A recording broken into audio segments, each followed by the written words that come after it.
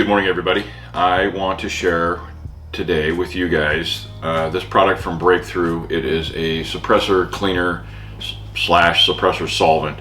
My guy in Coeur d'Alene brought this to my attention about 6 months ago, and we've been carrying it in the store, and I think we did a video, or we talked about it a little bit, but today I want to cover the features and functions of this to start with, and then I want to talk about suppressor cleaning, and maybe the question would be if you need to clean your suppressor, if you don't need to clean your suppressor. So 2 parts. Cleaning your suppressor. The question is, we get this a lot in the store, do I need to clean my suppressor? And the answer is maybe. On low velocity, dirty rounds, 9mm, 22, there's a lot of unburnt powder and a lot of unburnt crap that gets built up in the can. In the olden days, when I first got my SOT, a lot of the cans were not serviceable. So Tactical Solutions, for example, had a weight to start with, and then Mary down there, super nice, she'd say once it started out at 3.4, once it got to 5.5 on weight on our 22 can, send it back and we'll recore it. So fast forward, 10 years, 13 years later, almost all the 22 cans we sell now are serviceable.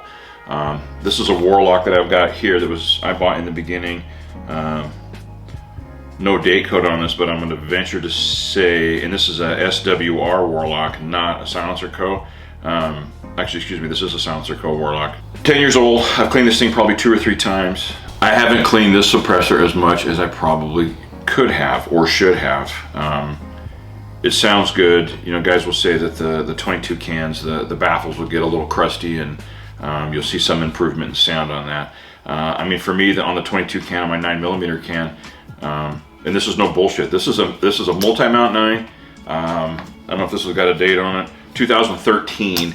I have never had this thing apart, so we're gonna see if we can get this thing apart. I actually found the tool that I have that I got from Joey to get the front off this thing. We're gonna pound this thing out and see if I can get to this. You guys have seen this on our videos on my 9mm carbine for a while, and it's been a good can here. I'm kind of interested to see what the inside of this thing looks like. Anyway, 22 cans, 9mm cans, 45 cal pistol cans, and probably 300 blackout subsonic are going to leave a lot of unburnt powder and residue on the inside of the can. So you're stuck now getting it apart, cleaning it. This product, again, Andrew found this. We started to carry it in the shop. We've sold a pretty decent amount of it.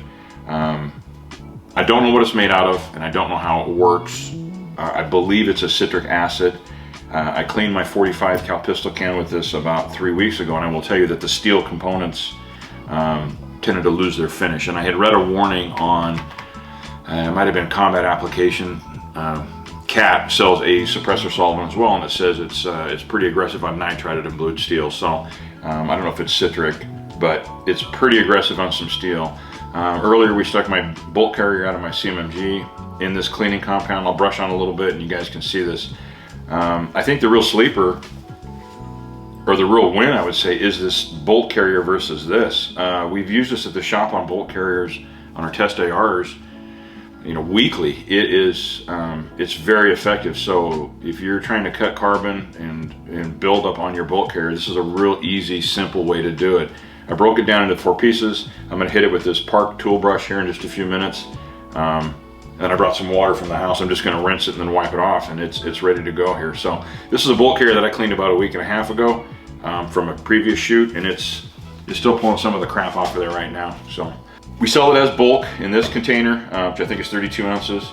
And then it comes in this kit as well, which I think comes with a 16 in a kind of interesting tube thing. So this is a Gem Tech Halo with a day code of 2016. So this is a titanium can that Gem Tech does, and I think the back end is steel, but not serviceable at all. So we ran this thing full auto on a bunch of different stuff that we probably shouldn't have done on barrel length restrictions. It is a really old Gem Tech that I've got, I guess, in the scheme of things. So we're gonna dunk this thing and see how this thing turns out here in just a second. So the kit comes with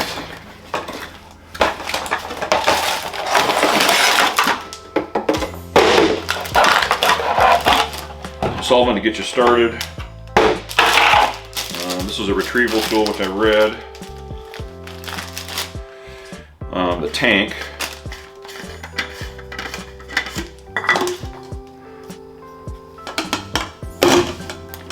and then the solvent. And I'm assuming this is going to take enough volume to fill this thing, so let's see how this thing works.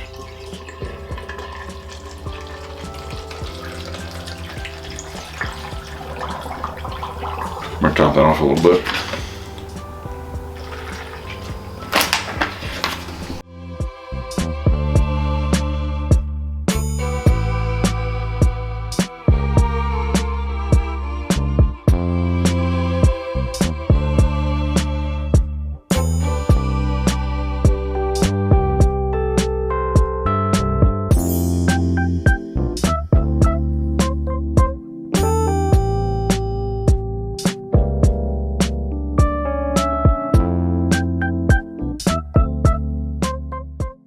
The question, and I haven't reached out to Breakthrough on this, is it reusable? So Parker brought up a good point. I can see this thing turning blue, so I'm assuming it's activating either with the titanium, probably the copper that's stuck in this thing. So this is a 556 can. We have ran this thing hot, 10.5, 11.5. This is my primary can on my 14.5 pin and weld because it's light and I like it. We have overran that. What I'm noticing, the color though, the blue on this and the way this is reacting versus the bolt carrier here, which is definitely a more blackish brown type color, which is interesting. So anyway, I don't know if it is well, it's obviously disposable, but if it loses efficacy after a certain point. At the shop, when we do this on bolt carriers and suppressors for customers and so on, it just gets, you can't even see into it. And at that point, we usually just dump it and get another jug. But I need to check the lifespan on this. So it may never lose efficiency. It just may just get darker and darker and darker. So I need to get an answer for you on that. Bolt soaking, titanium can soaking. 556 cans, 30 cal cans, and usually our standard conversation in our shops is, you know, the thing has a tendency to run like a self-cleaning oven. The cans are going to get pretty hot after a couple of magazines, which is going to typically burn a good chunk of that out.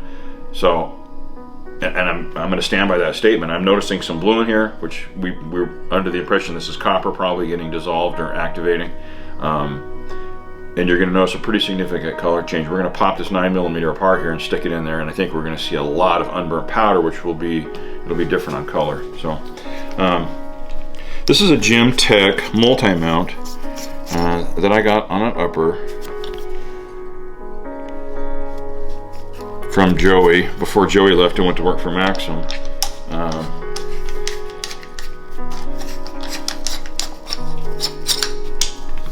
Yeah, this thing is going to be crusty.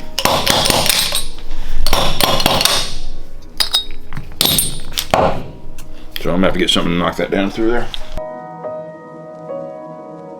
The finish on this, this looks like it's got a steel, you know, threaded section inside of this aluminum tube here. So on the black side, I noticed, we're probably going to see this when I get this thing cleaned. This is going to lose almost all of its nitriting, or, you know, or whatever finish this is. This thing's super gross.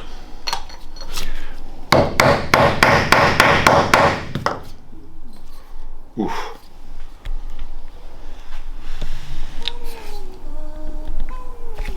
I've never cleaned this thing.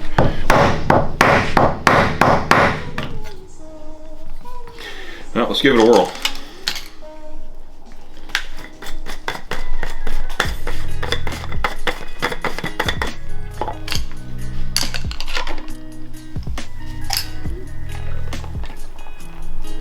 Look at that.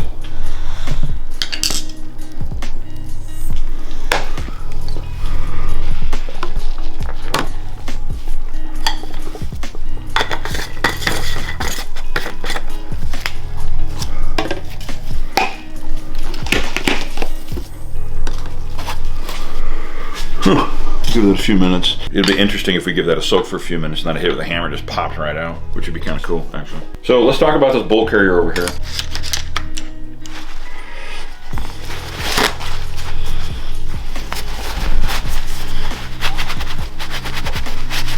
That's what I'm talking about, the finish. It's really hard on the finish, like.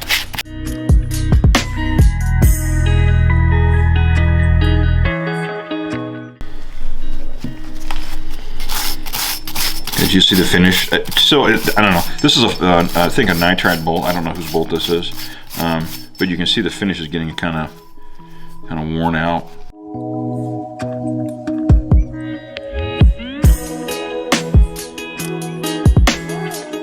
This is a piston. This is a piston out of that black side in the half 28, which I didn't clean. So let's throw that in there too and see what it does. Can you see the? Can you see the? I mean, the finish. It's starting to pull the finish off of the bolts a little bit, but because I don't think this is. It's not too bad. But it did seem like it's kind of thinned the finish out a little bit. But who cares? I'm going to be honest with you. I want to try to get this thing apart. I think this is going to be cool. I'm going to fish this out of here. Again, user safe, ammonia free. Non-edible. Again, I don't know what this stuff is made out of. And now that I'm thinking about it, so the industry, you know, whether it's from Huxworks, which makes a great can, but not serviceable, and they've got a video out on how to clean theirs. Getting the crap out of the inside of the Huxworks with all that interior space, and the Cat for that matter. I know Cat sells their own product. I think it's called Cat Juice or something, but we'll put the link in there. But the 3D printed cans with the baffles and the interior going in a lot of different directions.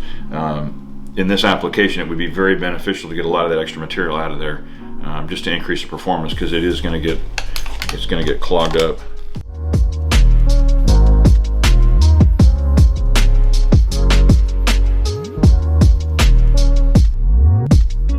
Dude, that was nasty. Let's see if this is gonna come out.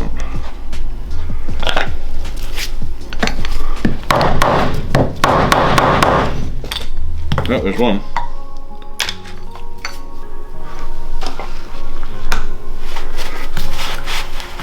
And maybe that's all we do. Just keep doing one at a time.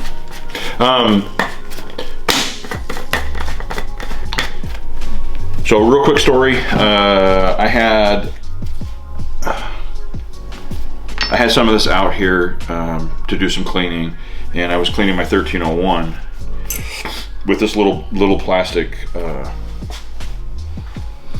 silverware organizer, because it just seemed like a good fit. At the point I didn't have any of this, so this is what we were using, and I kind of like the way this, because I can get around and fish in there. But 1301 has a gas piston that was really in bad shape, so I chucked it in there while I was cleaning the shotgun and doing some other stuff, and man, it just cut the crap out of it. And that's kind of what got me started on this rabbit hole of, if it works this good on carbon and copper, why can't I clean other stuff with it? I mean, it's obviously not restricted to just suppressors. So again, bolt carriers for me, I think, are a real sleeper. If you're running a gas operated shotgun at 930 and 940, an 1100 with that piston and ring up on the front and those cups, my 1301, it did really great on that spring system as well. AR bolt carriers,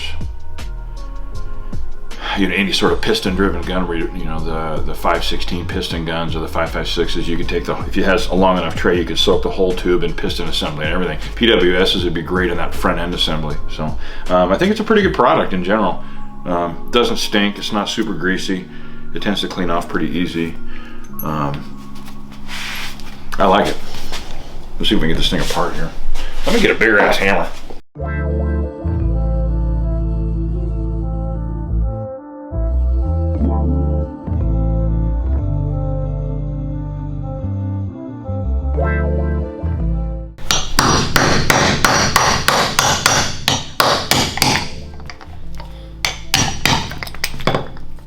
Dude, those are so bad.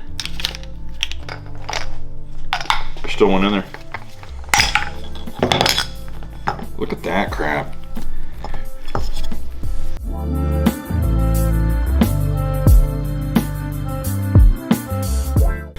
Yeah, that came out, I think that came out pretty goddamn good. So the Gemtech Black Side 45 has this piston assembly, which is not a traditional, you know, piston that you're used to seeing. So I don't know why Gemtech does this. It's just different than their 9mm, and pretty much this is the only booster piston that I've seen in this configuration. The rest of them are all a shaft with teeth around the outside. So don't know why. This worked. Yeah, that worked good. Dude, look at the color in that. Can you see that?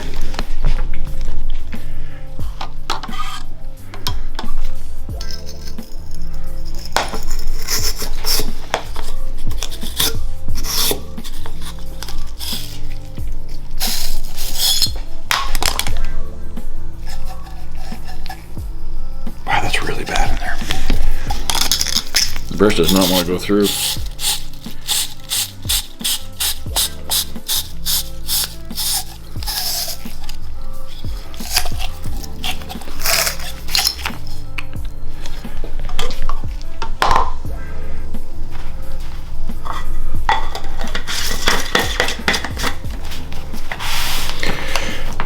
Again, in summary, I think on your 5.56 suppressors and your 30 cal cans, you know, stuff that you would run on an AR gas gun or piston gun, it's going to get pretty hot. So and you could do this thing occasionally to maybe get some of the bigger pieces and chunks out, but on the rimfire stuff, 100%. On the 9mm and 45 stuff, 100% as well. We do sell some 9mm cans that are non-serviceable. I'm trying to think. The Wolfman from Dead Air is a non-serviceable unit. The Energetic Sonus is non-serviceable. So the Sonus, for example, if you've got a booster on the back, you're running it on your 9mm Glock, you move it over to your PCC, and there's not really a way to get it. This is going to be the only way to get some of that crap out of there. I'm assuming this is safe for an ultrasonic as well, so if you had an ultrasonic tank, you could probably just cut this with water and run it. In our store in Elma, we've got a pretty large tank. We run Brolin, which is what Brownells recommends for an ultrasonic, and the Brolin cuts like crazy. It works very, very well. So this is a chemical process instead of an ultrasonic process, but I don't know why you couldn't put the two together unless it foamed up or got weird. Look at this.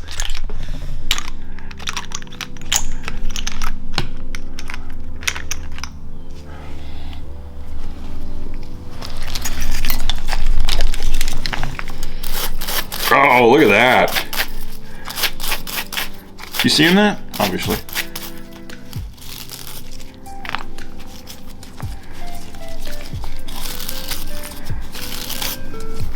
Oh, interesting that the baffle is kind of burnt on the face of it, but the bodies are not. There's definitely two sections of crap here. So like the body's the outer body on the wall, but the front section, the back section is just getting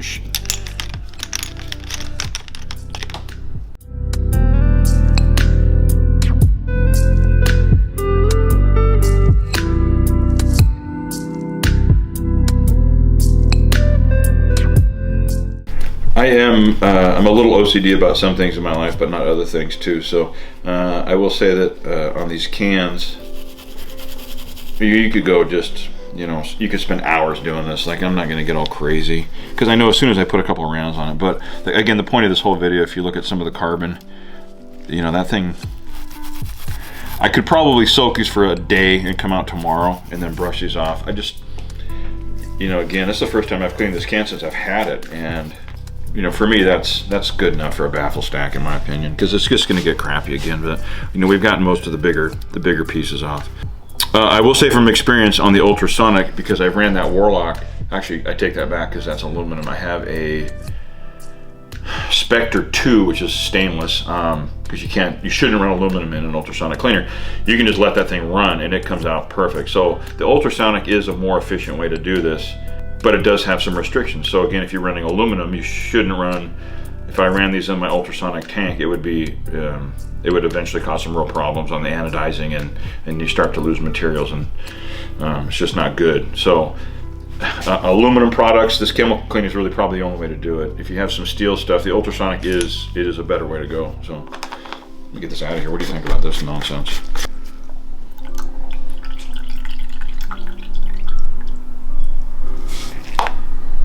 Dude, it's great inside though. You should see that. Yeah, the inside is perfect. A little soapy.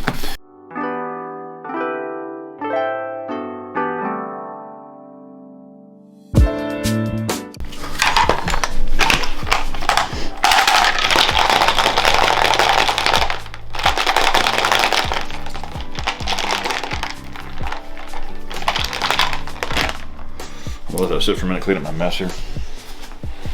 I'll tell you what I think we need to do is see if they sell a second container. You could have water to rinse in one, you know, rinse in one in water and then have one for cleaning. Look at the raceways when I'm wiping this out. I mean, there's nothing coming off this thing at all. This bolt was really crummy when I started. It wasn't as bad as some of them I've seen, but again, this is probably a 300 rounder.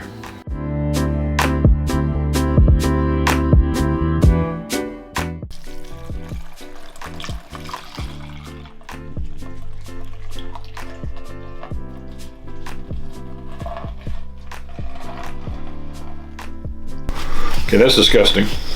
And again, I don't know if you should throw this away or whatever, but I'm not gonna throw it away. I'll keep using it.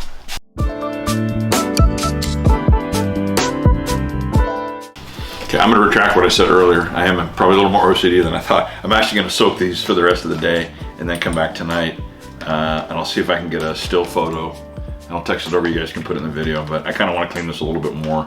These are so bad. So the scrubbing definitely helps. Suppressors and how they function, it could be argued that a dirty suppressor will be quieter than a fresh, clean suppressor. So maybe I'm just doing this to have a good baseline again, because I know it's going to get dirty and crummy again. But the difficulty on getting that apart earlier, if I have done this on a more regular schedule, you know, maybe every 1,000 rounds instead of every 15,000, I'd be able to get it apart a little easier and, you know, get the soak and just have it fall apart. So this is probably worst case scenario on an uncleaned serviceable 9mm can. And I had to hit it with a 16-ounce hammer to get that thing apart. So we'll get some photos back on this. I think it's a good product. It's definitely got an application, at least on the minimum, on cleaning your rimfire stuff, your 9mm, your 45 stuff. Again, the bolt carrier, I think it's a winner. Some of the gas stuff on shotguns, I think it's a really good product.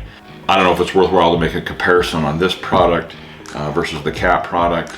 I talked to one of my reps, he said Slip 2000 makes another type of citric acid type suppressor cleaner as well. So again, I'm not sure who makes the best chemical, but having this available to clean the inside of your 22s and your 9s and your 45 cans, I think is needed. So we've got this at all 3 stores. If you guys got any questions or comments or anything that you want to see on this, we'll get some photos on these tucked into the back of this video, and thanks for checking it out. Thanks.